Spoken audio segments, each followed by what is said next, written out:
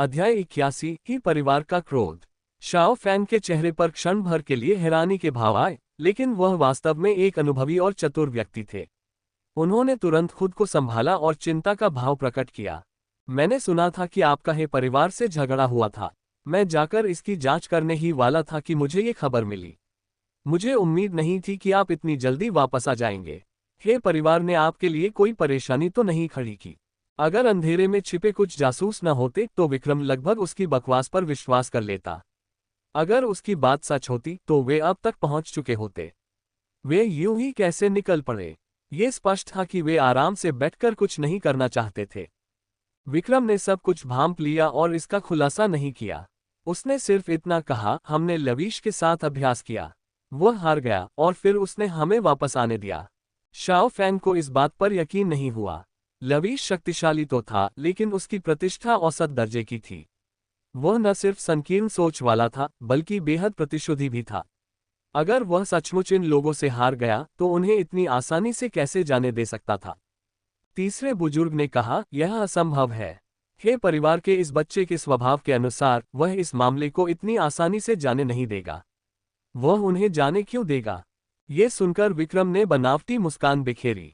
लगता है कि तीसरे बुजुर्ग इस बात से काफी निराश हैं कि हम सुरक्षित वापस लौट आए। तीसरे बुजुर्ग थोड़े शर्मिंदा दिखे। मैं बस थोड़ा उत्सुक हूँ। हमें बहुत खुशी है कि आप लोग सुरक्षित वापस आ गए। हमें निराशा क्यों होगी? दोनों पक्षों ने कुछ और औपचारिक बातचीत की। शाओ फैंग उनसे कोई उपयोगी जानकारी हासिल नहीं कर सका। हालांकि विक्रम युवा था, लेकिन उसकी बातें और व्यवहार किसी अनुभवी लोमड़ी की तरह थे। उसने एक भी जानकारी नहीं दी। वह केवल अपने पीछे मौजूद जासूसों की सूचना का इंतजार कर सकता था, तभी उसे पता चलता कि उस समय स्थिति कैसी थी। आप सब भी थके हुए हैं। जल्दी वापस जाकर आराम कर लीजिए। मुझे नहीं पता कि ये परिवार बाद में क्या करेगा, लेकिन चिंता मत कीजिए, मैं आप सबके लिए न्याय सुनिश्चित करूंगा। विक्रम को कुछ याद आया और उसने क्षमा मांगते हुए कहा, जब लवीश ने हमला किया तो उसने गलती से कुछ निर्दोष राहगीरों को घायल कर दिया। पहले तो उसने सोचा कि वे हमारे शिष्य हैं। बाद में उसे एहसास हुआ कि वे एक दूसरे को नहीं जानते थे। मुझे नहीं पता कि वे कहां से आए थे। ये सुनकर शाओ फैंग और अन्य बुजुर्गों को अचानक बुरा महसूस हुआ। उन्होंने शव को उठाया और देखा कि वे आखिरी कुछ स्काउट थे। सौभाग्य से उनके पास ऐसी कोई वस्तु नहीं थी जो उनकी पहचान दर्शाती हो, अन्यथा स्थिति और भी अधिक असहज हो जाती। शाओ फैंग थोड़ा अनिच्छुक लग रहा था। आप लोग पहले जाकर आराम कर लीजिए, हम इन चीजों का ध्यान रख लेंगे। विक्रम ने अपने हाथ जोड़कर कहा, धन्यवाद परिवार के मुखिया। विक्रम और बाकी लोगों को जाते हुए देखकर बुजुर्गों के चेहरे पर अनिश्चितता के भाव थे। मुझे लगता है उन्होंने जानबूझकर ऐसा किया। लवीश की जगह उन्होंने ही हमला किया था। हालांकि पांचवें बुजुर्ग की राय अलग थी। शायद ये गलतफहमी है। आखिर इन शिष्यों के शरीर पर कोई निशान नहीं है। बहुत संभव है कि उन्होंने सोचा हो कि वे लवीश के पक्ष से हैं। शाओ फैंग के चेहरे पर कोई भाव नहीं था। कोई नहीं जानता था कि वह क्या सोच रहा है। फिर उसने पहले लौट आए जासूसों से पूछा, क्या उनका पीछा करते समय आप पकड़े गए थे? हालांकि इन खोजकर्ताओं की आध्यात्मिक शक्ति का स्तर उच्चतम नहीं था, फिर भी उनकी चाल ढाल सर्वोत्तम थी। यहां तक कि सामान्य स्तर के गुरुओं के लिए भी उनके पदचिह्नों का पता लगाना कठिन था। दोनों ने आत्मविश्वास से बात की। नहीं, उस समय बलवंत और लवीश आपस में लड़ रहे थे। वे दोनों इतनी बुरी तरह लड़े कि उन्हें अलग करना मुश्किल था। सबकी निगाहें उन्हीं पर टिकी थीं। किसी के लिए भी हमारे अस्तित्व का पता लगाना नामुमकिन था। क्या ऐसा हो सकता है कि लड़ाई के दौरान लवीश के हाथों हमें गलती से चोट लग गई हो? उस समय किसी को भी सटीक स्थिति का पता नहीं था और सब अनुमान लगाते रहे। अब उन्हें बलवंत की युद्ध क्षमता का कुछ अंदाजा हो गया था। इसके अलावा वह तलवार का भी इस्तेमाल करता था, इसलिए हत्यारे की संभावना बहुत अधिक थी। हालांकि यह विक्रम एक रहस्य जैसा था। उसमें कुछ भी अजीब नहीं लग रहा था, लेकिन जब उन्होंने ध्यान से सोचा तो हर जगह कुछ न कुछ संदिग्ध बिंदु थे जिससे उसे समझना मुश्किल हो रहा था।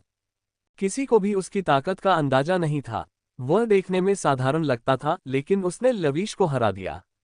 भला वह साधारण व्यक्ति कैसे हो सकता था? शायद लवीश ने बलवंत के साथ लड़ाई में अपनी काफी ताकत खर्च कर दी थी। विक्रम ने बस सही समय का इंतजार किया। मुझे लगता है कि उसकी ताकत अच्छी तो है, लेकिन असाधारण नहीं है, वरना वह बहुत पहले ही अपना दांव चल चुका होता। हम दूसरों से शुरुआत कर सकते हैं और देख सकते हैं कि उस दिन स्थिति कैसी थी।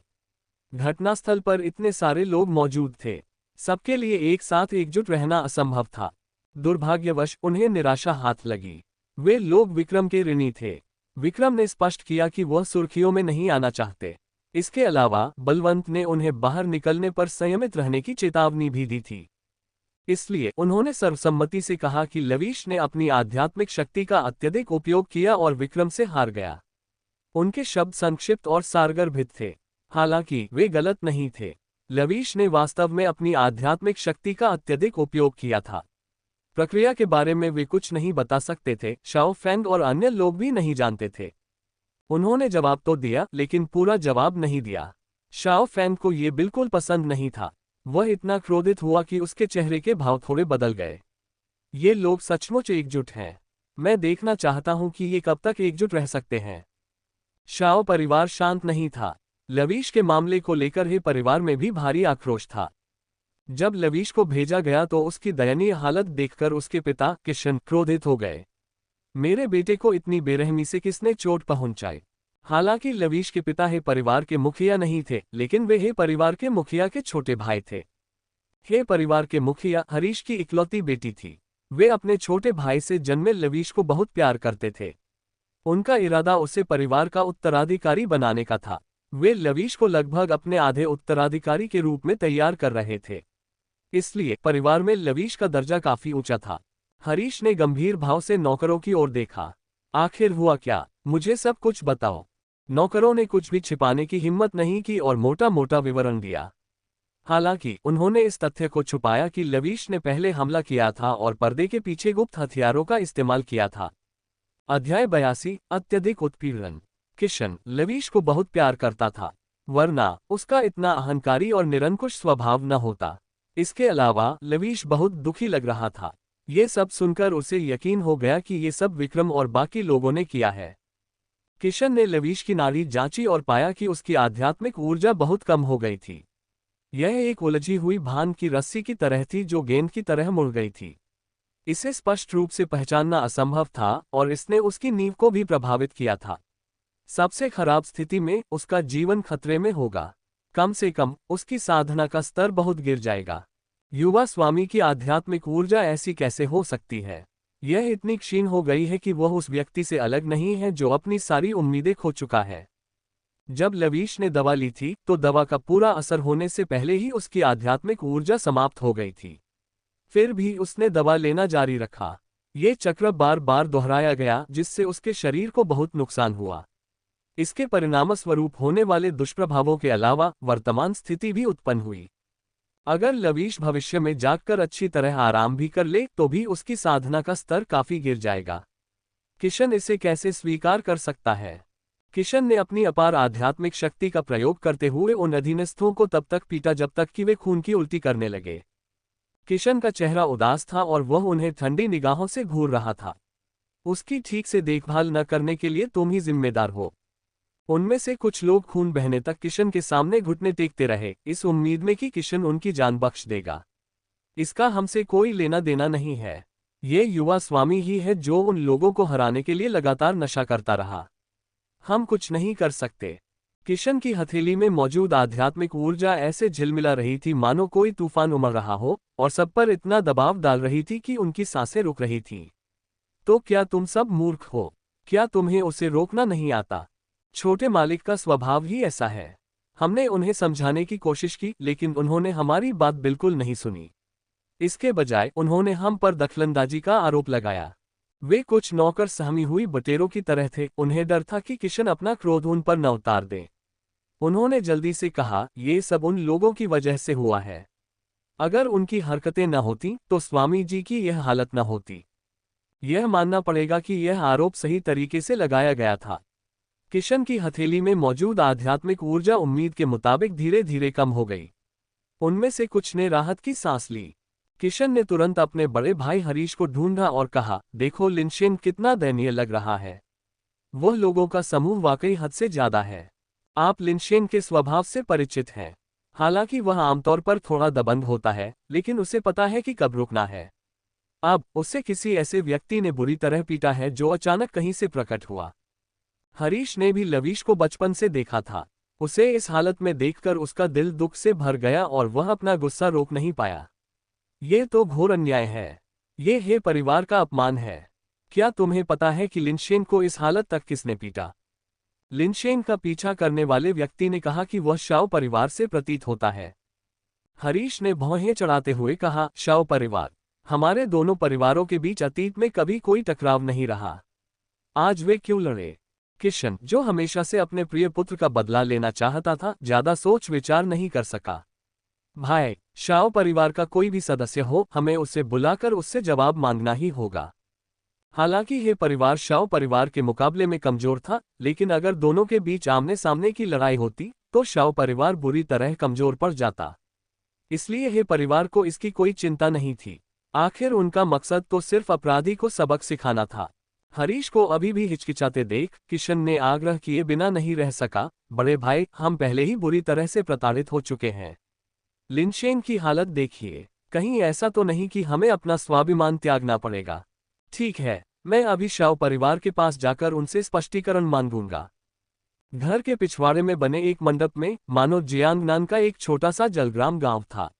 वहां तालाब, चट्टानी उद्यान और 9 घुमावदार गलियारे थे। यहाँ सब कुछ उपलब्ध था। श्रेया मंडप में बैठी थी। वह किसी प्राकृतिक चित्रकला से निकली दासी जैसी लग रही थी। उनका हावभाव सुरुचिपूर्ण और सौम्य था। उसने भौहें चढ़ाकर आगे देखा। उसे सामने से आती हुई हल्की हल्की आवाज सुनाई दे रही थी। यहां से भी वह उत्सुक हुए बिना नहीं रह सकी।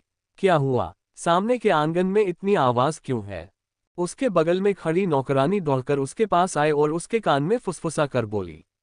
उसकी चमकती आंखों में थोड़ी हैरानी थी। ऐसा कुछ हुआ था? नौकरानी ने सिर हिलाया। मैंने बगल से सब कुछ साफ साफ सुना। मैं दूसरे छोटे मालिक की हालत देखने भी गई थी। उनकी हालत वाकई निराशाजनक है। उन्हें गंभीर चोट लगी है।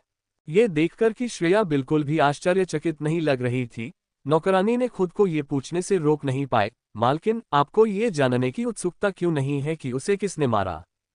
श्रेया ने बेपरवाही से कहा, इससे कोई फर्क नहीं पड़ता कि उसे किसने मारा। लवीश हद से ज्यादा बिगड़ा हुआ है, कानून तोड़ने वाला और अत्याचारी बन गया है।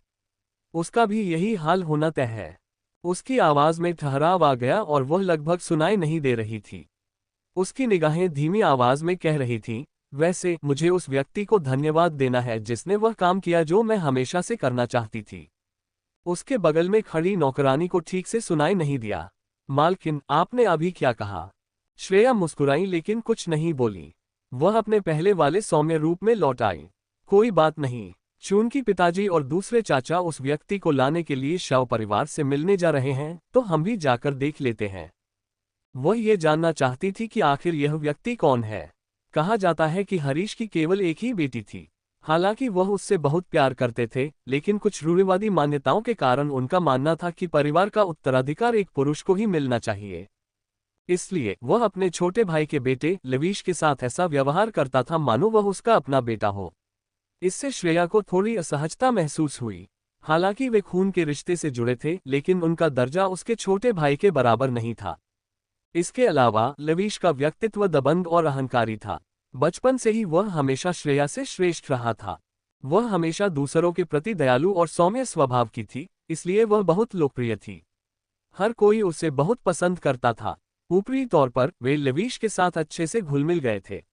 निजी तौर पर क्या होता था, ये केवल उन दोनों को ही पता था। इस बार लवीश मुसीबत में थी। बड़ी बहन होने के नाते वह कैसे चुपचाप बैठी रह सकती थी? चाहे कुछ भी हो जाए, उसे जाकर उसे दिलासा देना ही था। अध्याय 83। लेकिन आपका बेटा मरा नहीं है ना? कुछ ही देर में किशन और हरीश अपने आदमियों को लेकर दरवाजे पर आ गए। ये देखकर कि वे अच्छे इरादों से नहीं आए थे, शाओ फेंग ने अनुमान लगाया कि यह पहले भी हो चुका है। हे परिवार को इसके बारे में पहले से ही पता था।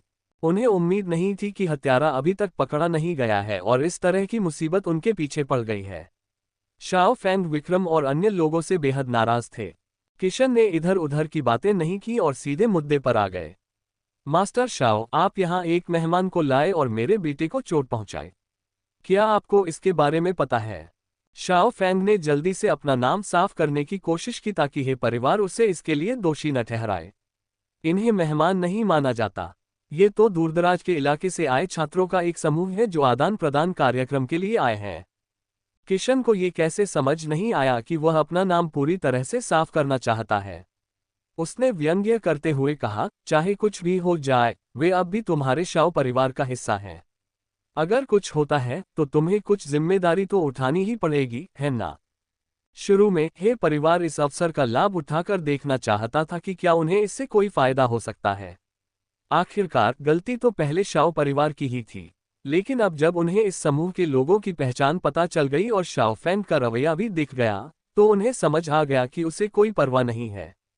जैसा कि उम्मीद थी, शाओ फैंग ने धीरे से कहा, चूंकि ऐसा है तो समस्या पैदा करने वाले व्यक्ति से ही इसे हल करवाते हैं। आखिरकार मुझे ये खबर अभी कुछ देर पहले ही मिली है। अगर आप सारा दोष हमारे शाओ परिवार पर डालेंगे तो खबर फैलने से स्थिति और खराब हो जाएगी। ये बूढ़ा धूर्त। किशन मन ही मन कोसने से खुद को रोक नहीं पाया। उसने कड़े स्वर में कहा, अगर ऐसा है तो कृपया मास्टर शाओ उस व्यक्ति को हमारे हवाले कर दीजिए। शाओ फैंग परिवार की मदद से विक्रम और बाकी लोगों से छुटकारा पाना चाहता था। शायद हत्यारा उन्हीं में से कोई था। इस तरह वह उन सबको खत्म कर सकता था और दूसरों को उसे परेशान करने का मौका भी नहीं देता। जल्द ही शाओ फैंग ने किसी को विक्रम और अन्य लोगों को बुलाने के लिए कहा। तीसरे बुजुर्ग अपनी प्रसन्नता को छिपा नहीं सके। हे परिवार से कोई आया है। तुम्हारी हिम्मत कैसे हुई लवीश को इतनी बुरी तरह पीटने की? किशन ने असीम गरिमा के साथ चारों ओर देखा। आखिर मेरे बेटे को इतनी बुरी तरह किसने पीटा? विक्रम के कुछ बोलने से पहले ही बलवंत आगे बढ़कर बाहर चले गए। उन्होंने न तो विनम्रता का भाव दिखाते हुए कहा, यह मैं ही था। हालांकि मैंने उसे बुरी तरह नहीं पीटा। पहले हमला उसी ने किया था। तुम हमारी बदनामी कर रहे हो। किशन ने हरीश पर एक नजर डाली।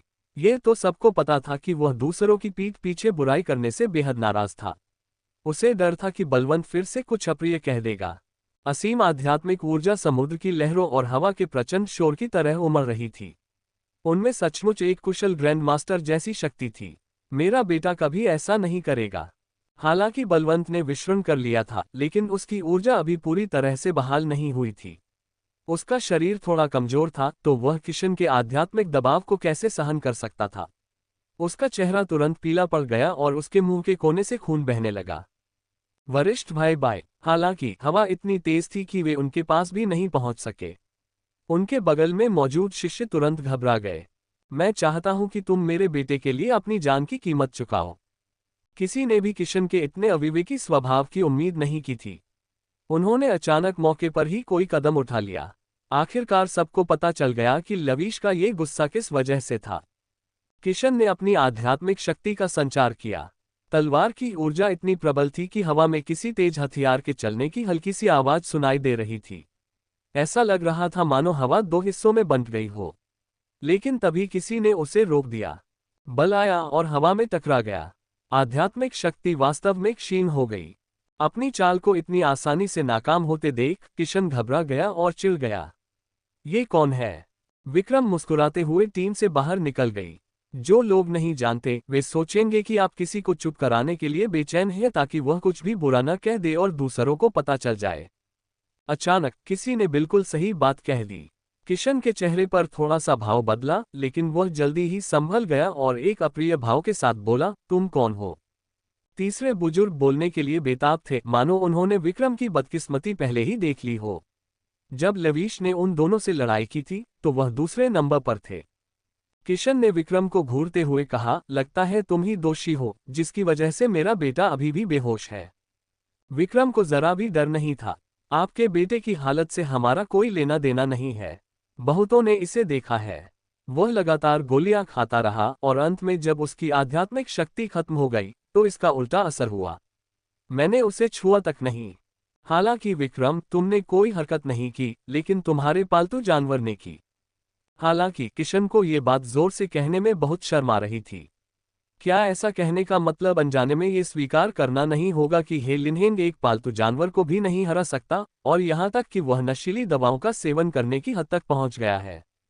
सबसे दुखद बात यह थी कि ड्रग्स लेने के बाद भी वह उसे हरा नहीं सका और उसका अंत इस तरह हुआ। तुमने जरूर कुछ छुपकर किया होगा, वरना मेरा बेटा इस हालत में कैसे हो सकता था? क्या तुमने उसे चुपके से जहर दिया? किशन के आरोप के जवाब में विक्रम ने व्यंग्य करते हुए कहा, जहर के मामले में आपके बेटे की बराबरी कौन कर सकता है? यह उसकी उत्कृष्ट कृति है। विक्रम ने भाला फेंका और उसे सीधे जमीन में गाड़ दिया। किशन अचानक पीछे हट गया और नीचे देखने लगा। ये वास्तव में एक छिपा हुआ हथियार था जिसे लवीश अक्सर इस्तेमाल करता था, लेकिन उसने इसे स्वीकार नहीं किया। तुम उसे फंसा रहे हो। खैर, मेरा बेटा लिंचिंग बिस्तर पर बेहोश पड़ा है। चाहे कुछ भी हो जाए, ये सब तुम्हारी बातों की वजह से हुआ है। विक्रम ने तिरस्कारपूर्वक कहा, इसमें कोई आश्चर्य की बात नहीं है कि जैसा बाप वैसा बेटा वाली कहावत प्रचलित है। किशन का चेहरा और भी गंभीर हो गया। इसका क्या मतलब है? बिल्कुल, इसका मतलब वही है जो लिखा है। आपने अपने बेटे को सही अनुशासन नहीं सिखाया और उसे मनमानी करने दी। वह न केवल निर्दयी था, बल्कि लोगों पर पीठ पीछे हमला भी करता था। अंत में उसने नशा करना शुरू कर दिया और उसे इसका दुष्परिणाम भुगतना पड़ा।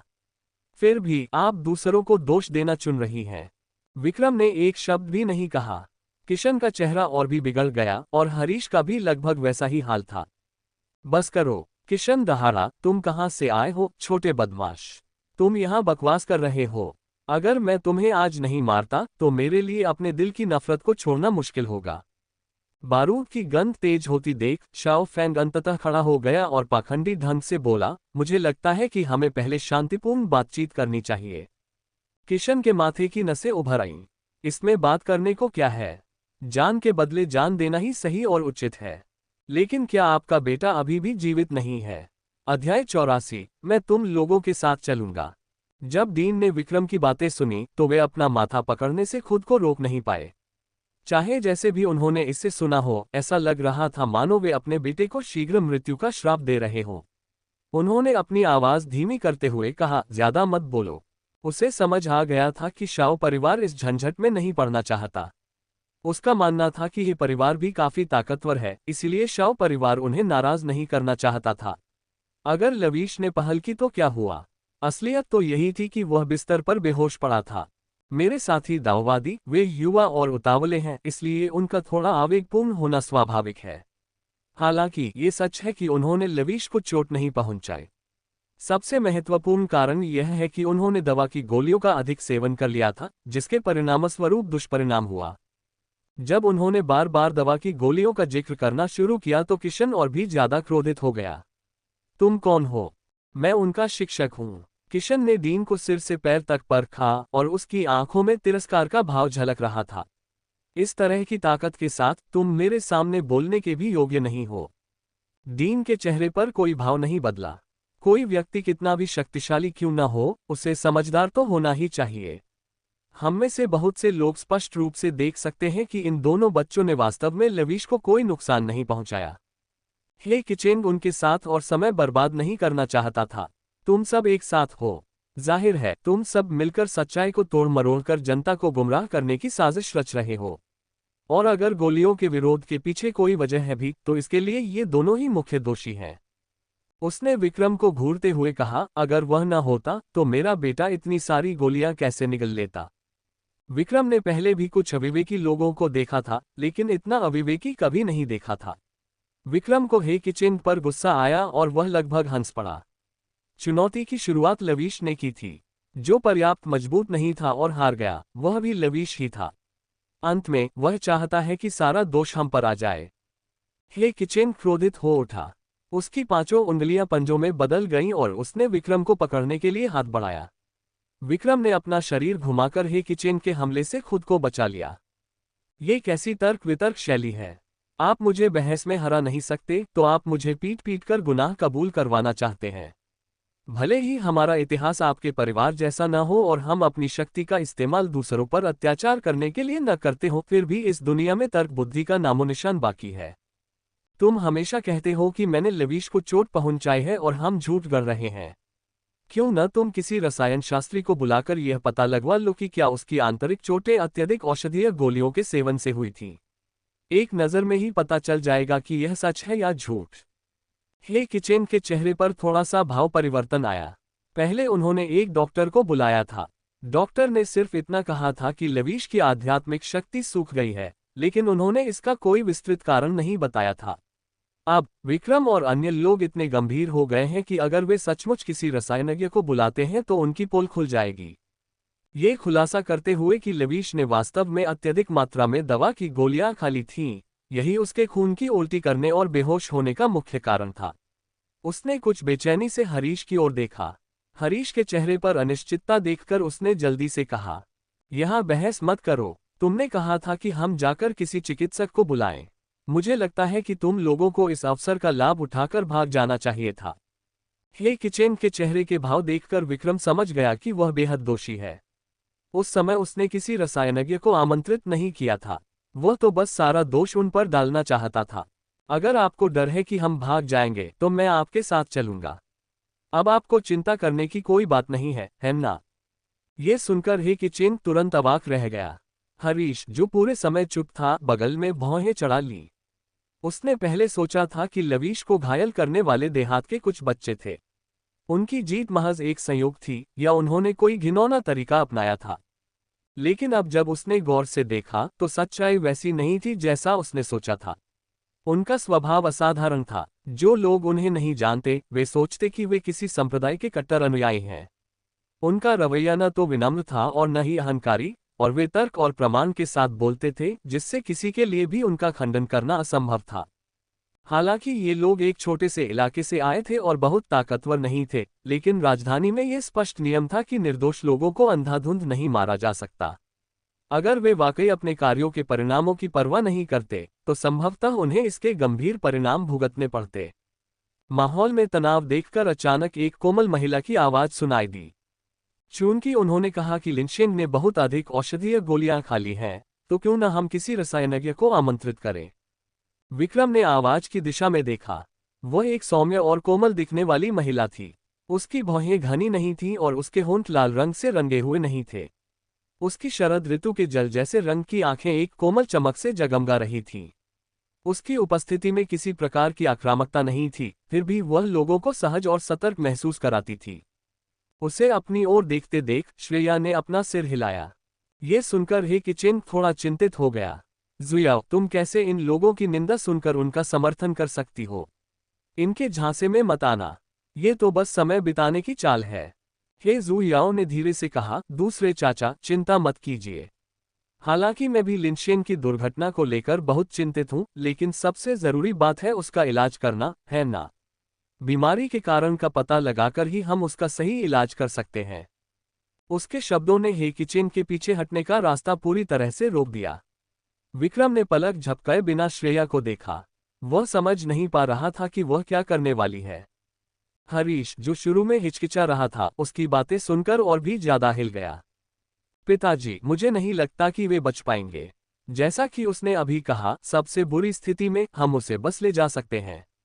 अगर लिंशेंग को सच में कुछ हो जाता है तो हमारे पास उससे निपटने में देर नहीं होगी।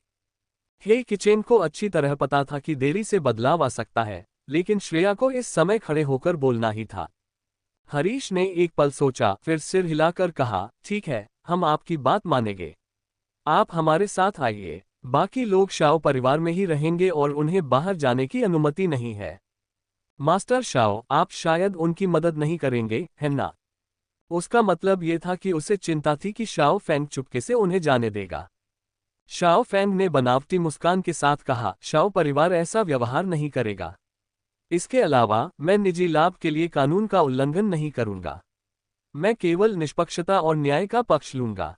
विक्रम और हे परिवार को जाते हुए देखकर सभी थोड़े चिंतित थे। बड़े भाई बाय, क्या बड़े भाई लिन को कुछ हो जाएगा? बलवंत ने अपना सिर हिलाया। न जाने क्यों, उसे विक्रम पर एक अजीब सा भरोसा था। मुझे उस पर विश्वास है। उसकी ताकत के साथ वह निश्चित रूप से सुरक्षित वापस लौट आएगा। अध्याय 85, 7वीं कक्षा के लिए आत्मा को पुनः पूर्ति करने वाली गोली।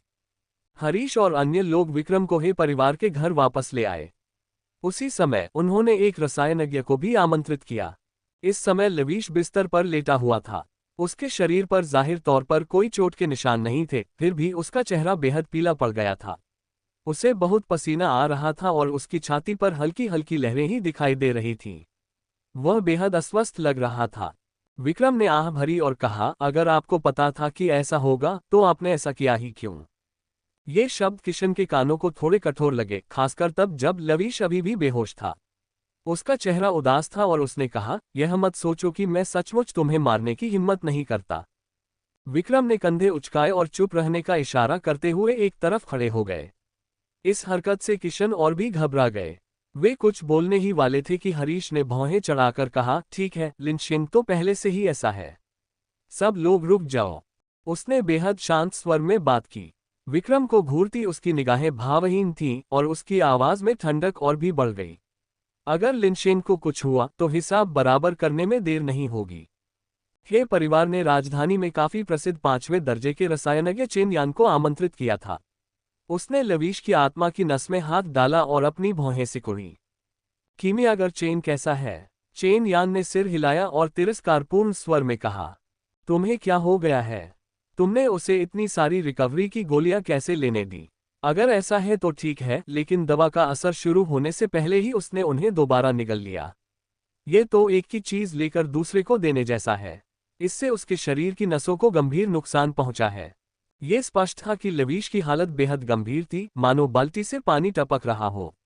किशन और हरीश बारी बारी से अपनी आध्यात्मिक ऊर्जा का उपयोग करके उनका इलाज कर रहे थे, लेकिन उनके घावों में सुधार के कोई संकेत नहीं दिख रहे थे। तो इनमें से अधिकांश चोटें गोलियों के अत्यधिक सेवन के कारण होती हैं, जिसके परिणामस्वरूप आध्यात्मिक नसों को नुकसान पहुंचता है। चेन यान ने सिर हिलाकर सहमति जताई, आप कह सकते हैं कि युवा स्वामी को लगी बाहरी चोटें मामूली हैं। मुख्य कारण यह है कि उनकी आध्यात्मिक नसें क्षतिग्रस्त हो गई हैं और उनके दांतियान और अन्य अंग भी प्रभावित हुए हैं। किशन और हरीश के चेहरे पल भर में कोयले की तरह काले पड़ गए। तो क्या इन क्षतिग्रस्त आत्मा की नसों की मरम्मत करने का कोई तरीका है? चेन यान ने भौहें चढ़ा ली और कुछ नहीं कहा। यह देखकर दोनों के दिल की धड़कनें थम गईं। काफी देर बाद उसने कहा, मुझे खेद है कि यह बहुत मुश्किल है। उसकी क्षतिग्रस्त नसों को ठीक करने के लिए कम से कम 7वीं श्रेणी की शक्तिवर्धक गोली की आवश्यकता होगी। मैं भी ऐसा नहीं कर सकता। आत्मा को शक्ति प्रदान करने वाली यह गोली न केवल शरीर को पोषण देती थी, बल्कि क्षतिग्रस्त आत्मा की नसों की मरम्मत भी कर सकती थी। इसके अलावा इसका औषधीय प्रभाव हल्का था और इसके कोई दुष्प्रभाव नहीं थे। यहाँ तक कि एक साधारण व्यक्ति भी इसे ग्रहण करे तो उसकी आयु बढ़ सकती है और शरीर मजबूत हो सकता है। इसलिए यह अत्यंत दुर्लभ थी। हालांकि इस प्रकार की औषधीय गोली का उन साधकों पर कोई प्रभाव नहीं पड़ता था जिनकी आध्यात्मिक नसें अक्षुण्ण थीं, और इसका उपयोग बहुत कम लोग करते थे। अंततः इसका प्रभाव कुछ हद तक नगण्य था और यह अपने से कुछ निम्न स्तर की आध्यात्मिक शक्ति को पुनः प्राप्त करने वाली गोली जितनी प्रभावी नहीं थी। इसलिए ये बाजार में आम तौर पर नहीं देखी जाती थी। फिलहाल राजधानी में प्रचलन में मौजूद उच्चतम ग्रेड 1 केवल 5वीं कक्षा का था। हरीश ने भौहें चढ़ाते हुए पूछा, अगर आध्यात्मिक नसों को नुकसान भी पहुंचा है तो यह इतना गंभीर नहीं होगा। इसे ठीक करने के लिए 7वीं श्रेणी की आत्मा को पुनः पूर्ति करने वाली गोली की क्या आवश्यकता होगी? चेन यान की निगाहें अचानक थोड़ी सूक्ष्म हो गईं। ऊर्जा और रक्त के प्रवाह में अचानक आए उछाल के कारण नालियां अवरुद्ध हो गईं और प्रवाह विपरीत दिशा में चला गया। इसीलिए स्थिति और बिगड़ गई। सरल शब्दों में कहें तो वह इतना क्रोधित था कि मानो अपना आपा खो बैठा हो। उसका इतना क्रोधित होना दुर्लभ था। चेन यान के चेहरे पर ऐसा भाव देखकर आश्चर्य होना स्वाभाविक था। यहाँ तक कि ये परिवार के सदस्य भी ये सुनकर अवाक रह गए कि क्या कहें। मुख्य दोषी विक्रम ने ये सब बगल से साफ साफ सुना और मन ही मन कोसने लगा। उसे उम्मीद नहीं थी कि लवीश इतना संकीर्ण मानसिकता वाला होगा कि उसने उसे इस हद तक नाराज कर दिया। किशन ने तुरंत उत्तेजित होकर कहा, आपने मेरे बेटे से कुछ कहा होगा, इसीलिए वह ऐसा व्यवहार कर रहा है। विक्रम ने आंखें घुमाए बिना नहीं रह सका। तो तुम्हारे बेटे की जो भी समस्याएं हैं उन सब के लिए कोई और जिम्मेदार है। पहले तुमने कहा कि मैंने कुछ किया है और अब तुम कह रहे हो कि मैंने कुछ कहा है। अब आगे तुम मुझ पर कौन से जुर्म थोपना चाहते हो? किशन उससे बहस जारी रखना चाहता था, लेकिन दूसरों द्वारा हंसे जाने से बचने के लिए हरीश ने उसे रोक दिया। सबसे महत्वपूर्ण बात यह है कि लवीश की स्थिति आशाजनक नहीं थी। दूसरे भाई, शांत हो जाओ। अभी इस समस्या पर ध्यान देने का समय नहीं है। कीमियागर के गुरु चेन क्या केवल 7वीं श्रेणी की आत्मा को पुनः पूर्ति करने वाली गोलियां ही काम करती हैं? क्या 6ठी श्रेणी की गोलियां भी काम करेगी? अगर हरीश को सही याद है तो राजधानी में नीलामी के लिए 6ठी श्रेणी की एक शक्तिवर्धक गोली अभी भी उपलब्ध थी। हालांकि कीमत थोड़ी अधिक थी, फिर भी लवीश के लिए यह फायदेमंद थी।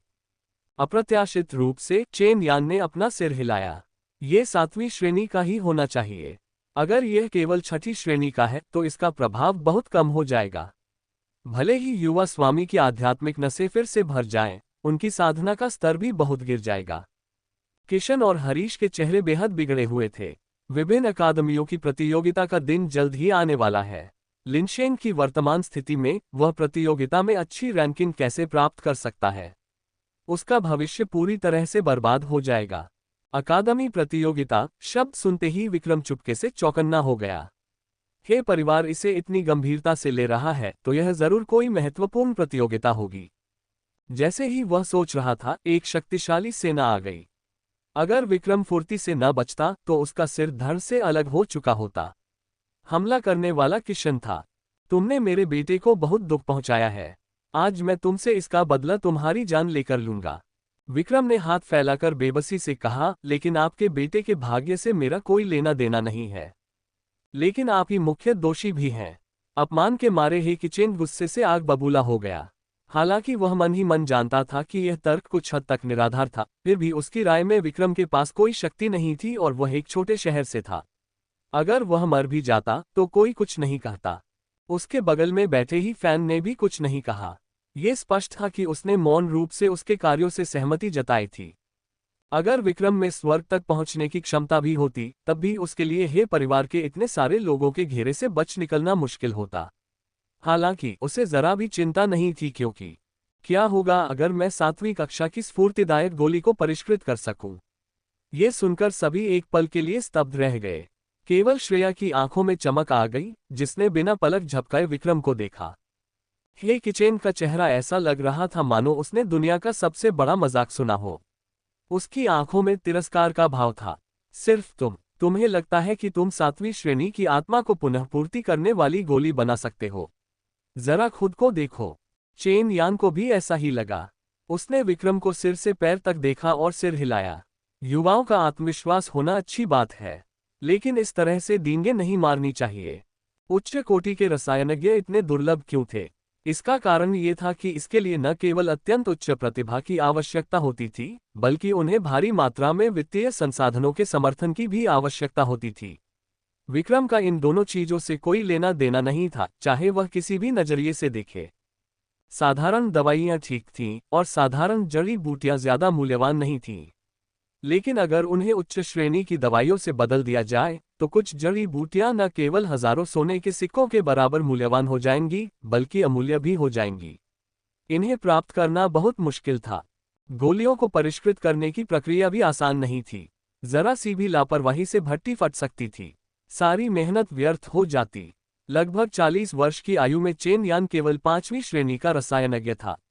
हालांकि वह विशेष रूप से शक्तिशाली नहीं था, फिर भी उसने कुछ उपलब्धियां हासिल की थीं।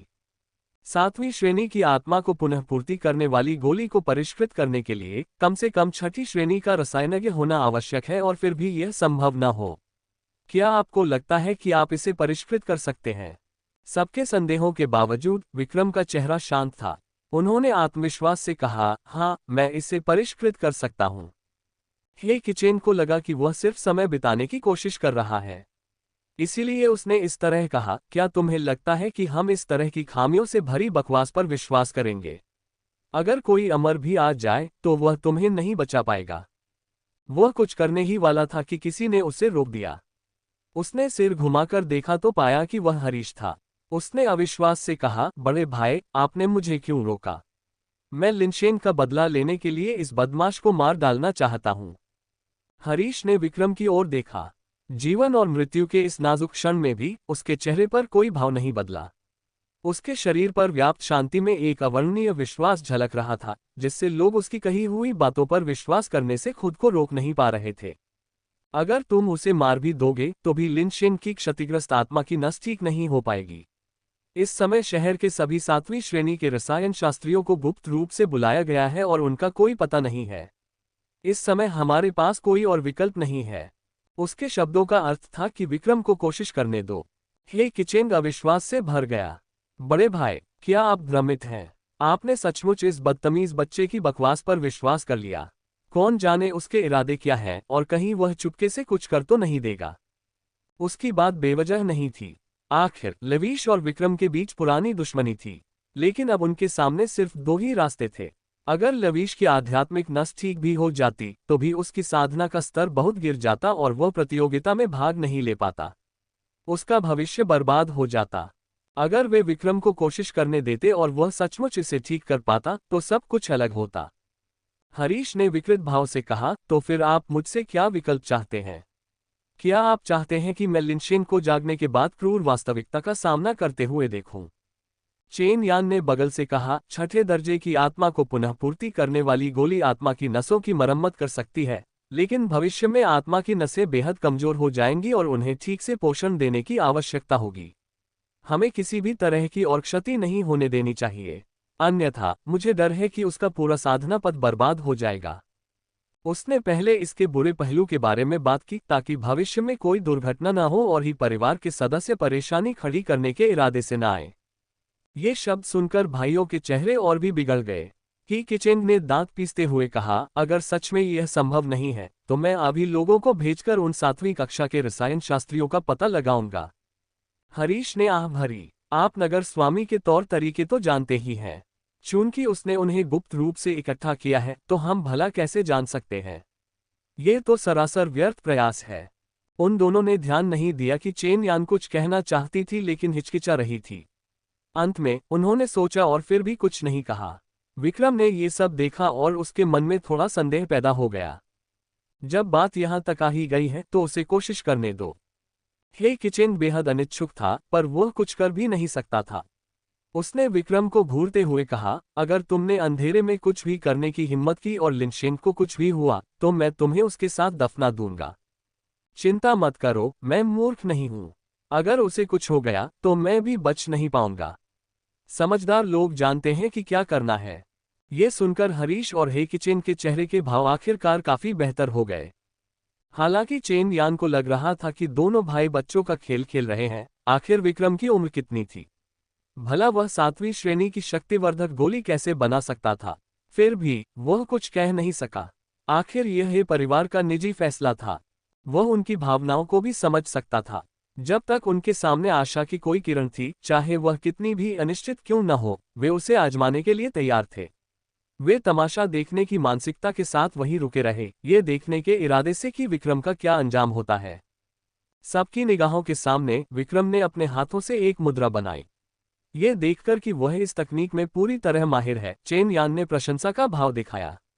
अचानक एक विचार आया और उनकी आंखों के सामने एक गहरा काला, जर्जर सा दिखने वाला छोटा सा बर्तन प्रकट हो गया। जैसा कि उम्मीद थी, जब सभी ने विक्रम के छोटे फटे पुराने बर्तन को देखा तो उन्होंने बेहद तिरस्कारपूर्ण भाव प्रकट किए। हे किचेन विक्रम को वहीं टोकना चाहता था।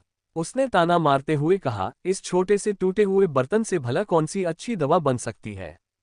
विक्रम की अविश्वसनीयता को देखकर हरीश का मन डगमगा गया। वह दवा बनाने की प्रक्रिया रोकना चाहता था, लेकिन तभी उसने विक्रम को ये कहते हुए सुना, औषधीय गोलियों को परिष्कृत करना इस बात पर निर्भर नहीं करता कि भट्टी अच्छी है या खराब। गोलियों को परिष्कृत करने वाला मैं हूं, ये कड़ाही नहीं। आप सभी को इसकी इतनी चिंता क्यों है? एक वाक्य ने उन्हें अवाक कर दिया। गहन विचार विमर्श के बाद ये बात सचमुच सच थी। जब वे बात कर रहे थे तभी विक्रम ने आत्मा को शक्ति प्रदान करने वाली गोली बनाने के लिए उसमें कुछ कीमती जड़ी बूटियां मिला दी। हे किचेंग और हरीश के चेहरे दुख से भर गए जब उन्होंने ये सब देखा। ये जानना जरूरी था कि इन जड़ी बूटियों को प्राप्त करने में बहुत पैसा और संसाधन खर्च हुए थे। अगर गोली बनाने की प्रक्रिया विफल हो जाती तो ये सब व्यर्थ हो जाते। उन्हें उस समय अपने फैसले पर पछतावा होने लगा था। हालांकि बात इस मोड़ तक पहुंच चुकी थी। परिष्करण शुरू हो चुका था। अगर वे अब रुक जाते तो ऐसा लगता जैसे वे इसे मुफ्त में दे रहे हों। बेहतर यही होगा कि विक्रम को परिष्करण जारी रखने दिया जाए। अध्याय 87, 7वीं श्रेणी की आत्मा को पुनः पूर्ति करने वाली गोली का शोधन। आखिरकार यह मामला लवीश के भविष्य से जुड़ा था। हरीश ने 2 तैयारियां भी की और अपने आसपास के लोगों को आदेश दिया कि वे जल्दी से छठे दर्जे की शक्तिवर्धक गोली के लिए बोली लगाएं। अगर विक्रम सफल नहीं होता तो उसके पास स्थिति को संभालने के लिए केवल इसी छठे दर्जे की शक्तिवर्धक गोली का सहारा होता। श्रेया अपने पिता को व्यस्त देखती रही। जो लोग नहीं जानते थे वे सोचते कि लवीश उनका सगा बेटा है। उसने बिना किसी भाव के बिस्तर पर बेहोश पड़े व्यक्ति को देखा और फिर उसके चेहरे पर चिंता के भाव लौट आए। पिताजी, चिंता मत कीजिए। लिनशेंग भाग्यशाली है, वह निश्चित रूप से इससे बच जाएगा।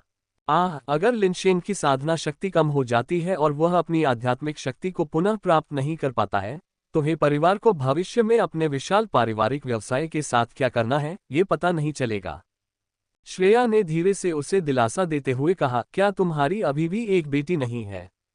हरीश ने सिर हिलाया और एक कड़वी मुस्कान दिखाई। तुम्हारे जैसी बेटी क्या हासिल कर सकती है? वैसे भी तुम्हारी शादी तो देर सवेर हो ही जाएगी। ये सुनकर श्रेया का चेहरा एकदम स्थिर हो गया। उसने अपना सिर पूरी तरह नीचे झुका लिया। उसके चेहरे के भाव किसी को स्पष्ट रूप से दिखाई नहीं दे रहे थे।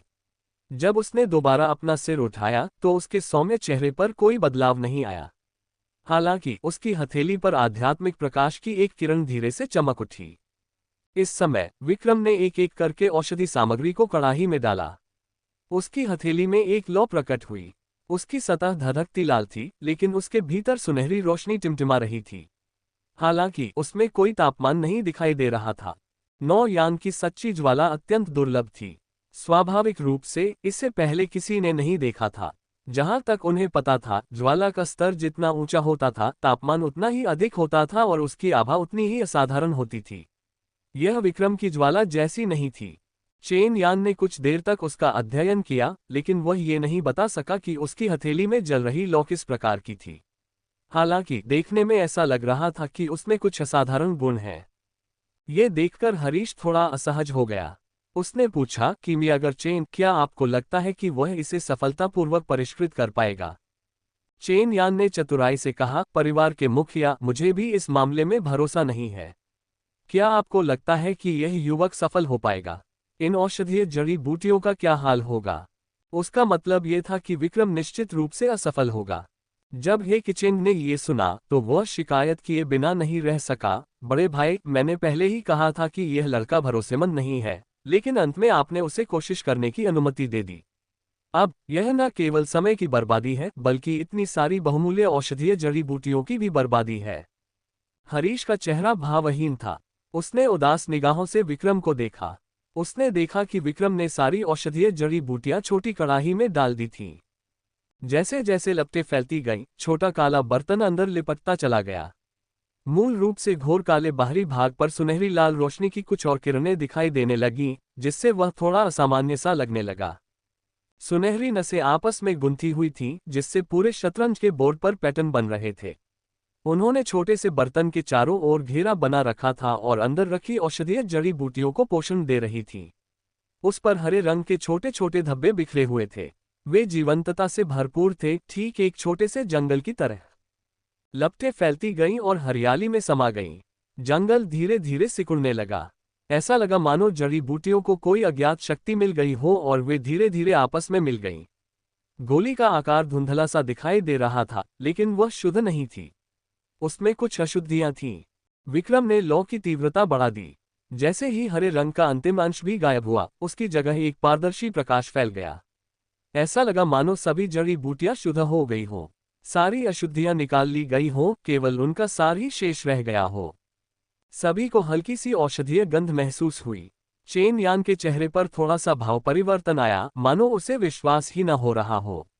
अगर शोधन प्रक्रिया सफल नहीं होती तो ऐसी गंध नहीं आनी चाहिए थी। क्या सच में वह सफल हो गया? ये सुनकर हे किचेंग और हरीश अत्यंत प्रसन्न हुए। जब सारी उम्मीदें खत्म होती दिख रही थीं, तब ये घटना घटी।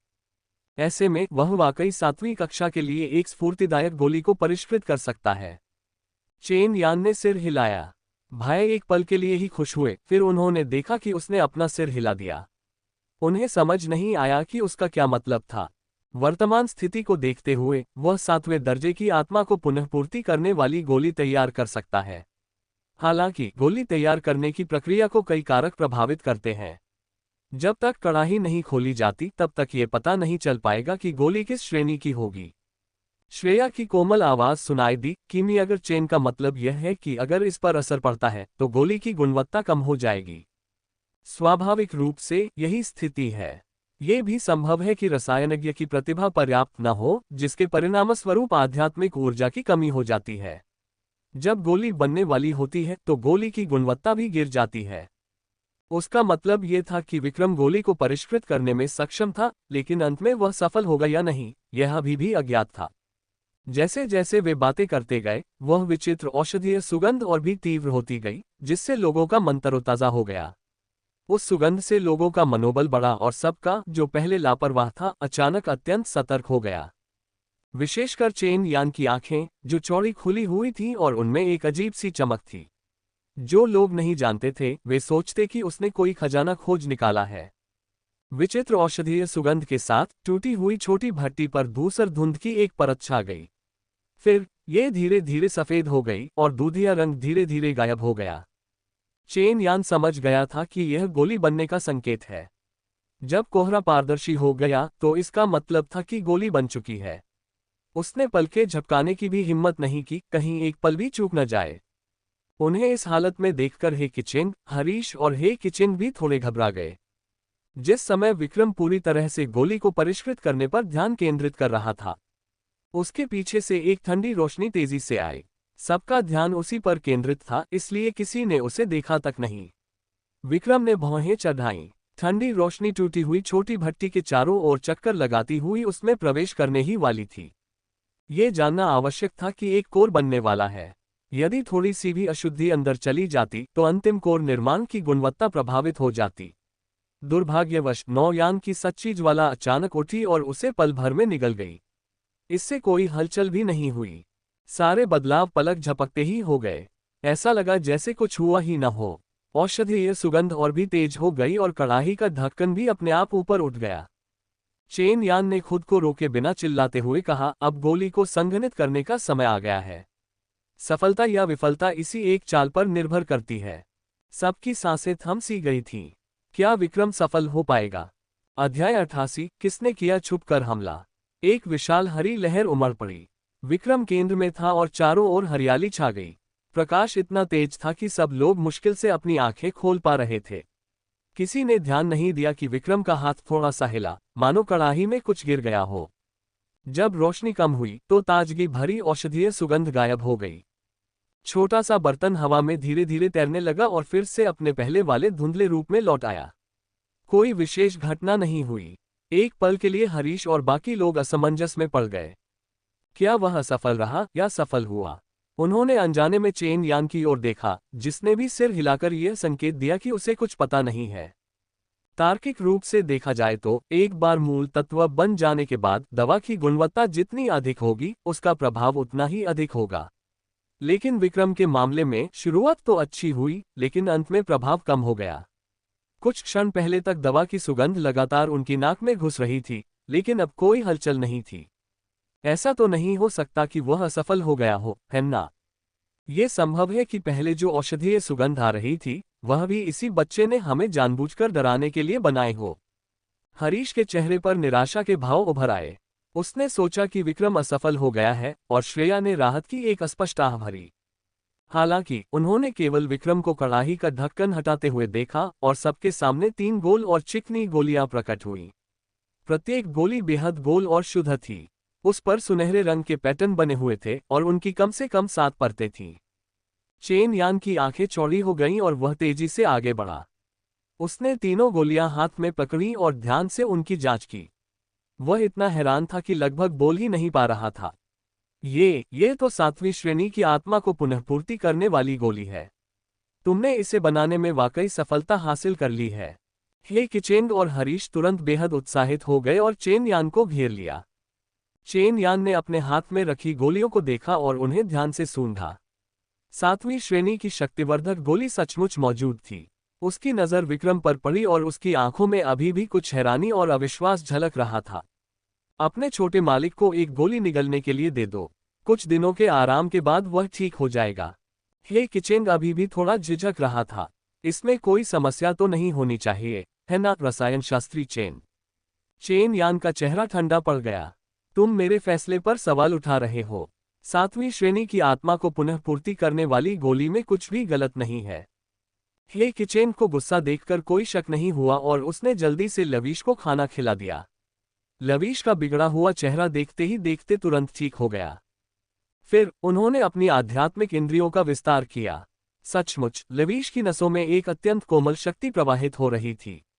यह मानो टूटी हुई नसों को जोड़ने वाली एक रेखा थी। यह सचमुच बहुत जादुई था। उन दोनों की उत्तेजना देखकर विक्रम गहरी सोच में डूब गया। अचानक उसे याद आया कि गोली बनने के समय एक आध्यात्मिक शक्ति उत्पन्न होती है। भला ऐसा कौन करेगा? हे किचेंग और हरीश लवीश को बचाने के लिए बेताब थे, इसलिए वे ऐसा कभी नहीं करते। चेन यांग की हे परिवार से कोई दुश्मनी नहीं थी और न ही उनका उनसे कोई वास्ता था, इसलिए उनका ऐसा कोई मकसद नहीं था। हे जुएयाओ के लिए। विक्रम की निगाहें श्रेया पर पड़ीं। श्रेया ने अचानक अपना सिर उठाया और उनकी निगाहें एक दूसरे से मिल गईं।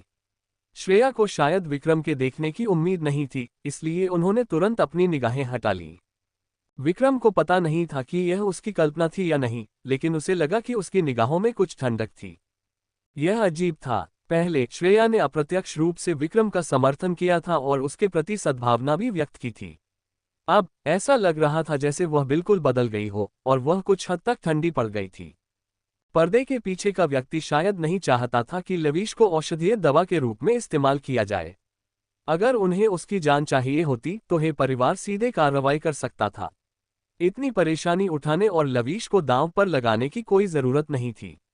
संभवतः वह व्यक्ति लवीश को ही निशाना बना रहा था। उसने फिर से श्रेया की ओर देखा। इस समय तक उसने अपना सिर नीचे कर लिया था। उसके चेहरे के भाव स्पष्ट रूप से दिखाई नहीं दे रहे थे। खैर, वह जल्द ही जाने वाला था। पर्दे के पीछे के व्यक्ति का उससे कोई लेना देना नहीं था। विक्रम को दूसरों के मामलों में दखल देने की कोई जरूरत नहीं थी। इसके अलावा उनके और लवीश के बीच संबंध अच्छे नहीं थे। उनके पास उस व्यक्ति की जान बचाने के लिए गोली बनाने के अलावा कोई चारा नहीं था। बाकी सब हे परिवार पर निर्भर था। मैंने गोली को पहले ही परिष्कृत कर लिया है। अगर और कुछ नहीं तो मैं अब जा सकता हूं। विक्रम दरवाजे की ओर बढ़ा, लेकिन पीछे से एक तीव्र आध्यात्मिक ऊर्जा ने उस पर हमला किया। साथ ही हे किचन की ठंडी आवाज भी सुनाई दी। क्या मैंने कहा था कि तुम जा सकते हो? विक्रम ने अपनी भौहें उठाईं और पीछे मुड़ गए। क्या तुम पुल पार करने के बाद उसे जलाने की कोशिश कर रहे हो, या चक्की काटने के बाद गधे को मारने की कोशिश कर रहे हो? हे किचेन का चेहरा गंभीर था। लिनशेंग अभी तक जागा नहीं है। कौन जाने इस गोली से कोई दुष्प्रभाव होगा या नहीं। हमें पहले उसके जागने का इंतजार करना होगा। ठीक है। विक्रम उदासीनता से बैठ गया। कहावत है, जब सेना आती है तो सेनापति उसे रोक देता है। जब पानी आता है तो धरती उसे ढक लेती है। वह देखना चाहता था कि हे किचेंग आगे क्या चाले चलेगा। श्रेया एक तरफ से चाय का प्याला लाए और उसे विक्रम के पास रख दिया। उसने धीरे से कहा, दूसरे चाचा को दोष मत दीजिए। वह लिनशेन की स्थिति को लेकर बहुत चिंतित है। विक्रम ने सिर उठाकर उसकी ओर देखा। सच कहूं तो हे परिवार की सबसे बड़ी बेटी होने के नाते श्रेया हर काम को त्रुटिहीन ढंग से करती थी, चाहे वह दूसरों के साथ कैसा भी व्यवहार करे या किसी भी स्थिति को कैसे भी संभाले। अगर इसे एक शब्द में बयां करना हो तो वह था परिपूर्ण। धन्यवाद। समय मिनट दर मिनट बीतता गया और 7वीं श्रेणी की शक्तिवर्धक गोली का असर बहुत तेजी से होने लगा। बिस्तर पर लेटे हुए लवीश ने अपनी आंखें खोली। पिताजी, चाचाजी। लिनशेंग, तुम आखिरकार जाग गए। क्या तुम्हारे शरीर में कोई असुविधा है? बिस्तर पर लेटे हुए लवीश ने कुर्सी पर बैठे विक्रम को नहीं देखा। उन्होंने सिर हिलाकर कहा, पूरे शरीर में कमजोरी महसूस होने के अलावा बाकी सब ठीक है। हरीश ने एक बार फिर अपनी आध्यात्मिक इंद्रियों का परीक्षण किया। जैसा कि अपेक्षित था, पहले क्षतिग्रस्त और अव्यवस्थित नाड़ियां व्यवस्थित रूप से ठीक हो रही थीं। अब आधे से अधिक क्षति ठीक हो चुकी थी। हे किचेंग ने चेन यान की ओर सिर घुमाकर देखा। उसने सिर हिलाकर कहा, ये इसके दुष्प्रभाव हैं। आखिरकार उसने बहुत सारी गोलियां खा ली थीं। कुछ दिनों के आराम के बाद वह पूरी तरह से ठीक हो जाएगा। जैसे ही उसने बोलना समाप्त किया, उसे एक परिचित पुरुष की आवाज सुनाई दी। ठीक है, आप लोगों ने भी सुन लिया। उन्होंने कहा कि सब ठीक है, तो अब मैं जा सकता हूं, है ना? लवीश भी इस आवाज को नहीं भूले थे। वे अचानक उठ बैठे। कुर्सी पर बैठे विक्रम नजर आए। उन्होंने उन्हें अभिवादन करते हुए हाथ भी हिलाया। हम फिर मिलेंगे। अध्याय 89। नदी पार करने के बाद पुल को जला देना। अनुवादक ड्रैगन बोट ट्रांसलेशन। संपादक ड्रैगन बोट ट्रांसलेशन। लवीश ने दांत पीसते हुए कहा। पल भर में उसका चेहरा किसी दुष्ट भूत की तरह क्रूर हो गया। ये यहाँ क्यों है? चाचा जी, ये वही है। जल्दी करो और इसे मारने में मेरी मदद करो। लवीश को बेचैन और विक्रम का मांस खाने और उसका खून पीने की इच्छा करते देख श्रेया ने अस्पष्ट अर्थ में कहा, 7वीं श्रेणी की आत्मा को पुनःपूर्ति करने वाली गोली उसी ने बनाई थी, जिसकी वजह से तुम जाग पाए। वैसे तुम्हें उसका धन्यवाद करना चाहिए। लवीश को लगा कि उसे कुछ सुनाई दे रहा है, इसलिए वह खुद को रोक नहीं पाया और उसने पूछा, क्या ऐसा हो सकता है कि आप भूल गए हो कि आपने बहुत अधिक गोलियां खा ली हैं और उनके औषधीय प्रभावों का पूरी तरह से उपयोग नहीं किया है? आपकी आध्यात्मिक ऊर्जा पूरी तरह से समाप्त हो गई है और आपकी नाड़ियां बुरी तरह से क्षतिग्रस्त हो गई हैं। लवीश के चेहरे पर तुरंत ही अत्यधिक घबराहट के भाव उभर आए। तभी उन्हें एहसास हुआ कि उनकी आध्यात्मिक नसें वाकई बुरी तरह क्षतिग्रस्त हो गई थीं, लेकिन अब जब वे धीरे धीरे ठीक हो रही थीं, तो उन्होंने राहत की सांस ली। ये बहुत दुख की बात थी कि वह छोटी छोटी बातों पर भी बदला लेने की ठान लेता था। उसका भाग्य ही कृतज्ञ न होना था। क्या फर्क पड़ता है? ये सब तो उसका मुझ पर कर्ज है। अगर यह बदमाश न होता तो मेरी ऐसी हालत कैसे हो जाती? लवीश ने उदास भाव से विक्रम को घूरते हुए हे किचेन से कहा, पिताजी, मैं अपने दिल में बसी नफरत को मिटाने के लिए उससे खून की कीमत वसूलना चाहता हूँ। हे किचेन ने बिना किसी झिझक के सहमति दे दी। ठीक है। विक्रम की आंखों में व्यंग्य भरा था। वह जानता था कि ये बाप बेटे की जोड़ी वही है जो नदी पार करने के बाद पुल जला देगी। हरीश का चेहरा गंभीर और अनिश्चित था। उसने न तो सहमति जताई और न ही असहमति। इसके विपरीत श्रेया ने कुछ कहने की इच्छा से अपना मुंह खोला, लेकिन अंत में कुछ नहीं कहा। वैसे भी यह इतना बड़ा परिवार है। मुझे उम्मीद नहीं थी कि वे अपने वादे से मुकर जाएंगे। अगर यह बात बाहर फैल गई तो मुझे डर है कि बहुत से लोग उन पर हंसेंगे। विक्रम के उपहास के बावजूद लवीश ने इसे गंभीरता से नहीं लिया और एक ठंडी मुस्कान दिखाई। जब तक तुम्हारी मौत नहीं हो जाती तब तक किसी को इसके बारे में पता नहीं चलेगा। किसे पता चलेगा? हम जनता के सामने खुलकर यह घोषणा कर सकते हैं कि तुमने अपराधबोध के कारण आत्महत्या की। फिर इसकी जांच कौन करेगा? ताली बजाओ, ताली बजाओ, ताली बजाओ। विक्रम ताली बजाने से खुद को रोक नहीं सका। लगता है तुमने मेरे लिए भी कोई वजह सोच ली है। अगर मुझे पता होता कि तुम इतने कृतघ्न हो तो मैं 7वीं श्रेणी की आत्मा को पुनःपूर्ति करने वाली गोली नहीं बनाता और तुम्हें अपाहिज नहीं बनाता। विकलांग शब्द सुनते ही लवीश का चेहरा एकदम बिगड़ गया। तुमने किसे विकलांग कहा? अगर हिम्मत है तो फिर से कहो। हे किचेन का दिल पल भर में थोड़ा बेचैन हो गया। साथ ही उसे पूरा यकीन था कि विक्रम ही इसका दोषी है। अगर वह न होता तो ये सब कुछ न होता। ये सब तुम्हारे बेतुके तर्क हैं। तुमने अब जो किया है वह केवल तुम्हारे द्वारा किए गए पापों का प्रायश्चित है। चाहे तुम्हारी मृत्यु ही क्यों न हो जाए, ये तुम्हारे पापों का उचित दंड होगा। विक्रम पिता और पुत्र द्वारा कहानी को तोड़ मरोड़ कर पेश करने की क्षमता से लगभग क्रोधित हो गया था। उसकी आंखों में उपहास का भाव था। अगर मुझे सही याद है तो झगड़ा तुमने ही शुरू किया था। तुम ही थे जो नशा करना चाहते थे। अंत में हार तुम्हारी ही हुई और तुम्हारा ये हाल हुआ। सब कुछ तुम्हारी ही गलती थी। अब तुम दूसरों को दोष दे रहे हो। तुम्हें दोष दूसरों पर डालना बखूबी आता है। विक्रम ने आह भरी और ईमानदारी से कहा, मैंने दुनिया में पहली बार इतना निर्लज्ज व्यक्ति देखा है। अगर कोई उसकी आंखों में छिपे व्यंग्य को नजरअंदाज कर दे तो अनजान लोग सोचेंगे कि विक्रम उसकी तारीफ कर रहा है। हालांकि लवीश और उसके पिता कठोर हृदय के थे, फिर भी उनके चेहरे एक ही समय में हरे और सफेद रंग के हो जाते थे, मानो रंगों की एक श्रृंखला बदल रहे हों। मेरे हाथों में पड़ने के बाद भी तुम इतने अहंकारी हो। मुझे लगता है कि जब तक तुम ताबूत नहीं देख लोगे तब तक तुम्हारी आंखों से आंसू नहीं बहेंगे। तुम उससे इतनी बकवास क्यों कर रही हो? तुम्हारी जबान बहुत तेज है। मुझे लगता है कि तुम्हें हमेशा के लिए चुप रहना चाहिए। जैसे ही हे किचेन हमला करने ही वाला था, विक्रम भी एक बड़े युद्ध के लिए तैयार था। उसने लिटिल ब्लैक, लिटिल रेड और लिटिल ग्रीन को किसी भी समय बुला लिया। उसने काफी समय से बचने का रास्ता सोच रखा था। लवीश और उसके पिता अच्छे लोग नहीं थे, इसलिए हरीश स्वाभाविक रूप से उनके पक्ष में खड़ा था। उसके लिए बैकअप प्लान न होना असंभव था। संयोगवश लिटिल ब्लैक और लिटिल ग्रीन ने मिलकर एक मायावी जादू किया और हे परिवार के सदस्यों को अंदर फंसा लिया। लिटिल रेड ने पीछे हटने के लिए कवर देने के लिए हमला किया। भले ही यह कुछ ही सेकंड के लिए था, लेकिन उसके भागने के लिए काफी था। हवा में बारूद की गंध तेज होती देख अचानक एक आवाज सुनाई दी, रुको। सभी ने आवाज की ओर देखा। ये चेन यान की आवाज थी। किसी ने भी उससे अचानक बोलने की उम्मीद नहीं की थी। हरीश ने संशयपूर्वक पूछा, क्या मैं जान सकता हूं कि पिल मास्टर चेन को क्या कहना है? चेन यान विक्रम की ओर बढ़ा और उसके सामने खड़ा हो गया। तुम इस व्यक्ति को नहीं मार सकते। ये सिर्फ एक परिवार के सदस्य ही नहीं थे। विक्रम भी थोड़ा हैरान रह गया। लवीश अभी कुछ कहने ही वाला था, तुम खुद को क्या समझते हो? अगर तुम कहते हो कि तुम उसे नहीं मार सकते तो नहीं मार सकते। तुम्हें बोलने का क्या हक है? चुप रहो। हे किचेंग और हरीश ने लगभग एक ही समय में कहा, लिनशिंग, धृष्ट मत बनो। ये किमियागर चेन है।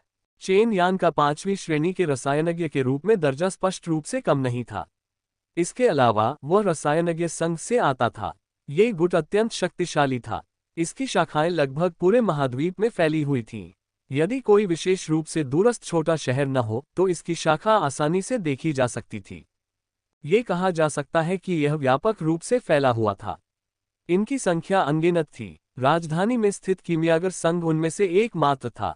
इससे उनकी ताकत का अंदाजा लगाया जा सकता था।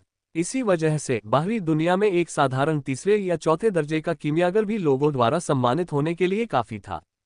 अगर यह विक्रम के छोटे शहर में होता तो यह और भी ऊंचाइयों पर पहुंचने जैसा होता।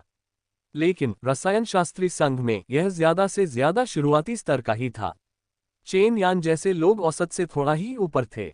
अल्केमिस्ट एसोसिएशन के मुख्यालय में कई ऐसे छठे या सातवें दर्जे के अल्केमिस्ट थे जो बाहर बेहद दुर्लभ थे। यहां तक कि शीर्ष श्रेणी के अल्केमिस्ट भी प्रभारी थे। हालांकि वे दुनिया के सामने बहुत कम ही प्रकट होते थे। यह इस बात को दर्शाने के लिए काफी था कि उनके पीछे छिपी ताकत कितनी भयावह थी। कि परिवार ऐसी ताकत को उकसाने का जोखिम नहीं उठा सकता था। इसमें कोई आश्चर्य की बात नहीं थी कि हे किचेंग और हरीश उनके प्रति इतने सम्मानजनक थे। किमियागर चेन, क्या आप उन्हें जानते हैं?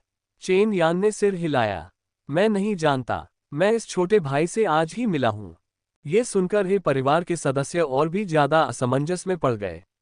चेन यान ने अचानक ऐसा क्यों कह दिया? अध्याय 90, किमियागर संघ का लकड़ी का टोकन। हे किचेंग ने दांत पीसते हुए कहा, किमियागर चेन, तुम नहीं जानते कि यह लड़का कितना घृणित है। इसने न केवल मेरे बेटे की नसों को लगभग अपंग कर दिया, बल्कि बाद में कई बार मुझसे बहस भी की। तुमने खुद देख लिया है। अगर मैं इसे नहीं मारूंगा तो मेरे दिल से नफरत मिटाना मेरे लिए मुश्किल होगा। चेन यान ने असहमति जताते हुए कहा, हालांकि मैं इस घटना के कारण में शामिल नहीं था, लेकिन आपके शब्दों से मैं ये समझ सकता हूं कि भले ही यह युवक दोषी हो, उसे मौत की सजा नहीं मिलनी चाहिए। इसके अलावा उसने बाद में कुछ सुधारात्मक कदम भी उठाए। इससे पहले कि वह अपना वाक्य पूरा कर पाता, लवीश ने उसे बीच में ही रोक दिया। नहीं, चाहे कुछ भी हो जाए, हम इस बच्चे को आज ही परिवार के दरवाजे से जिंदा बाहर नहीं जाने दे सकते। चेन यान ने उसकी ओर देखा तक नहीं। उसकी निगाहें सीधे हरीश पर पड़ी और उसने अर्थपूर्ण स्वर में कहा, क्या आप पहले सहमत नहीं थे? अगर वह दवा की गोली को बेहतर बना सकता है तो हम इस छोटे भाई को जाने देने के लिए सहमत हो जाएंगे। कोई व्यक्ति अपने वचन से कैसे मुकर सकता है? क्या आप सहमत नहीं हैं, मुखिया? हरीश उसकी बातों का अर्थ समझ गया। उसकी आंखों में थोड़ी उदासी छा गई। उसने कुछ देर सोचा और फिर बोला, क्या मैं किमियागर चेन से पूछ सकता हूं कि आपको इस बच्चे में क्या पसंद है कि आप उसकी इतनी रक्षा करना चाहते हैं? स्वाभाविक रूप से मैं उसकी प्रतिभा की सराहना करता हूं। इतनी कम उम्र में 7वीं श्रेणी की आत्मा को पुनःपूर्ति करने वाली गोली को परिष्कृत करने की क्षमता ये दर्शाती है कि उसका भाग्य असाधारण है। यदि उसे थोड़ा सा भी मार्गदर्शन मिले तो उसका भविष्य असीमित होगा। उसके लिए उच्च कोटि का रसायनज्ञ बनना असंभव नहीं है। इस बिंदु तक बोलते हुए चेन यान की आंखों में ऐसी चमक थी मानो उसे कोई खजाना मिल गया हो। उसका दृढ़ रवैया देखकर हरीश उसे रोकने के लिए बाध्य नहीं हो सका। विक्रम की हत्या पर शायद किसी ने कुछ नहीं कहा होगा, लेकिन चेन यान 5वीं श्रेणी का रसायनज्ञ था। अगर कुछ भी होता तो हे परिवार ही मुख्य रूप से जिम्मेदार होता। इसके अलावा वह रसायनज्ञ संघ का सदस्य था, इसलिए उससे निपटना और भी मुश्किल होता। चूंकि ऐसा है तो रसायन शास्त्री चेन के चेहरे को देखते हुए मैं तुम्हें जीवित रहने दूंगा। मुझे आशा है कि तुम अपना सर्वश्रेष्ठ प्रदर्शन करोगे। हरीश ने विक्रम को ध्यान से देखा। ये स्पष्ट था कि लवीश अभी भी थोड़ा नाखुश था। लेकिन चाचा जी, ये बच्चा साफ तौर पर। वह कुछ और कहना चाहता था, लेकिन हरीश की उदासीन निगाहें उस पर से हट गईं। हे किचेंग ने अपनी आवाज धीमी करते हुए कहा, लिन शेंग, ज्यादा मत बोलो। हालांकि हरीश आमतौर पर लवीश को बहुत प्यार करता था, लेकिन जब हे परिवार से जुड़े मामलों की बात आती थी तो कोई समझौता नहीं होता था। ये देखकर कि उसने अपना मन बना लिया है, कोई कुछ और नहीं कह सकता था।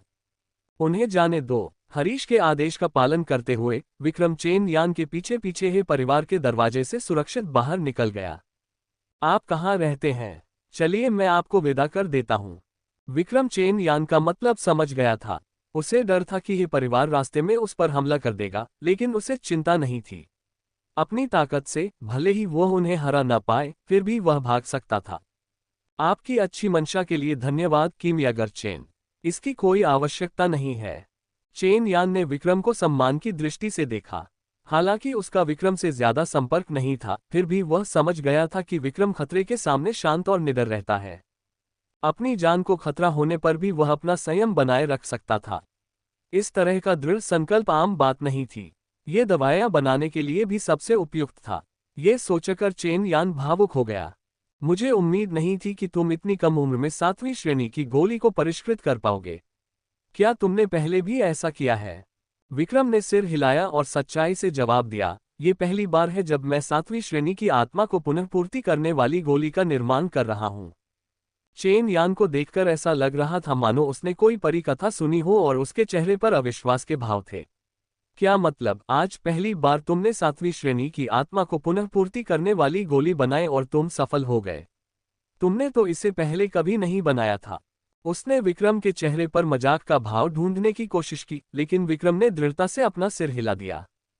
चेन यान जानता था कि जब उसने 7वीं श्रेणी की शक्तिवर्धक गोली बना ली है, तो उसे ऐसे मामलों पर मजाक करने या शेखी बघारने की कोई जरूरत नहीं है।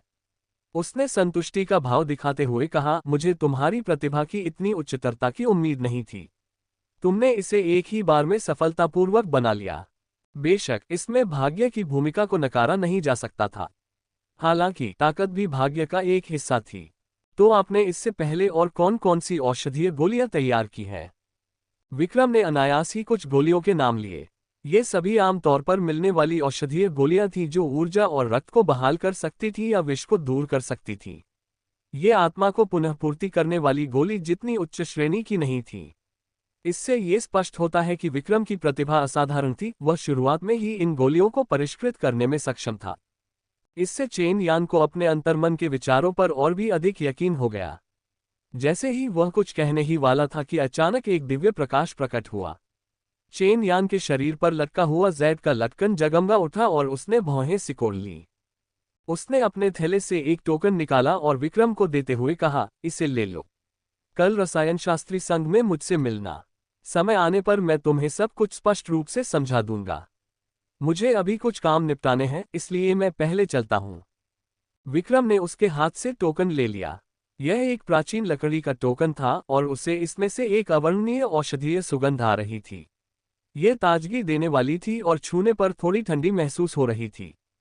चेन यान ने यह स्पष्ट नहीं किया कि वह उससे मिलने क्यों आया था, इसलिए वह जल्दी से चला गया। अभी अभी जो रोशनी दिखी वह शायद किसी वाणी संचार ताबीज की थी, लेकिन उसे नहीं पता था कि क्या हुआ था। हालांकि विक्रम शाओ परिवार में वापस नहीं लौटा। इसके बजाय उसने स्पिरिट गैदरिंग पवेलियन जाने का विकल्प चुना। अब सबसे महत्वपूर्ण बात यह थी कि वह जल्द से जल्द अपनी शक्ति बढ़ाए। यदि वह शक्तिशाली होता तो उसे हे परिवार से डरने की आवश्यकता नहीं होती। उसे यह आभास था कि भले ही चेन यान उसे आश्वासन दे दे, लवीश इसे इतनी आसानी से जाने नहीं देगा। हालांकि उसने मन ही मन खुद को रोक रखा था। मुझे डर है कि आप मेरे द्वारा तैयार की गई 7वीं श्रेणी की आत्मा को पुनःपूर्ति करने वाली गोली का उपयोग करने का खर्च वहन नहीं कर पाएंगे। विक्रम ने एक अर्थपूर्ण मुस्कान प्रकट की। आध्यात्मिक सभा मंडप साधना के लिए सबसे उपयुक्त स्थान था, जहां कोई भी उन्हें परेशान नहीं करता था और उसके चारों ओर आध्यात्मिक ऊर्जा व्याप्त थी। विक्रम पालथी मारकर बैठ गया और उसी समय उसके शरीर पर एक हरी रोशनी चमक उठी। लिटिल ग्रीन उसकी बाह पर लिपटा हुआ था और अब वह पहले की तरह छोटा और पतला नहीं था। वह उसकी कलाई पर एक गहने की तरह लिपटा हुआ था और अब भारी लग रहा था। इस बार मैं अपनी साधना तुम्हें सिखाऊंगा। आखिरकार लिटिल ग्रीन सबसे लंबे समय तक उसके साथ रहा था और उसकी ताकत भी सबसे अधिक थी। इसमें बादलों से वर्षा बुलाने की क्षमता भी थी, जिससे दुश्मनों को फंसाया जा सकता था। इसके अलावा स्तर बढ़ाने के बाद यह आधे अधूरे ग्रैंडमास्टर्स को भी फंसा सकता था। इसका उपयोग आक्रमण और बचाव दोनों के लिए किया जा सकता था, और यह सबसे उपयुक्त था। विक्रम ने फिलहाल काले कछुए को एक तरफ रखने का फैसला किया। डिंग, मेजबान ने लिटिल ग्रीन की 20 दिन की साधना पूरी कर ली है। 100 गुना वापसी सफलतापूर्वक शुरू हो गई है। मेजबान ने 2000 दिनों की साधना प्राप्त कर ली है। Closing square bracket. असीम आध्यात्मिक ऊर्जा झरने की तरह फूट पड़ी और उन दोनों को घेर लिया। विक्रम के शरीर का हर रोम दिव्य प्रकाश से जगमगा रहा था, जिससे वह मानो किसी देवता की तरह नश्वर संसार में अवतरित हो रहा था। किसी की भी हिम्मत नहीं थी कि वह सीधे उसकी ओर देखे। दूसरी ओर लवीश थोड़ा नाखुश था। पिताजी, चाचा जी, हम इस बदमाश को कैसे जाने दे सकते हैं? हे किचेंग ने एक कदम आगे बढ़कर कहा। बड़े भाई, मुझे नहीं लगता कि ऐसा करना उचित है। हालांकि उसने 7वीं श्रेणी की शक्तिवर्धक गोली बनाई है, लेकिन लिनशेन को इसकी वजह से बहुत कष्ट सहना पड़ा है। भले ही हम उस बदमाश की जान न लेना चाहें, लेकिन कम से कम उसे उसके किए का सबक तो चखाना चाहिए। इसके अलावा वह पहले भी कई बार हमारी बात नहीं मानता। वह हमारा बिल्कुल भी सम्मान नहीं करता। हरीश ने भावहीन होकर उनकी ओर देखा। नहीं तो आप मुझसे क्या करवाना चाहते हैं? चेन यान और उसे एक साथ दबा दूं? क्या आप नहीं देख सकते कि चेन यान उसे बचाने के लिए दृढ़ संकल्पित है? लवीश अब भी विक्रम की जमकर निंदा कर रहा था। लेकिन अब जब हमारे ही परिवार ने उससे दुश्मनी पाल ली है, तो क्या होगा अगर चेन यान उसे पसंद करने लगे और उसे किमियागर संघ में शामिल कर ले? फिर क्या होगा अगर वह हमसे हिसाब बराबर करने आ जाए? जी हाँ बड़े भाई, लिनशेंग ने जो कहा वह निराधार नहीं है। दूसरी ओर श्रेया ने उचित ढंग से कहा, यह कोई पुरानी दुश्मनी नहीं है। मुझे लगता है कि इसे यहीं खत्म करना बेहतर है। अगर वह भविष्य में बदला लेना भी चाहे तो यह थोड़े समय में संभव नहीं होगा। इसके अलावा उसे कम से कम किमियागर चेन की प्रतिष्ठा का तो ख्याल रखना ही होगा। लवीश ने श्रेया की ओर एक भयावह नजर से देखा, मानो वह उससे कुछ हद तक असंतुष्ट हो। हरीश एक पल के लिए हिचकिचाया और उसे लगा कि श्रेया की बात काफी तर्कसंगत है। इसके अलावा अभी विक्रम पर हमला करना उचित नहीं था। कुछ देर सोचने के बाद उसने कहा, यह मामला यहीं समाप्त होता है।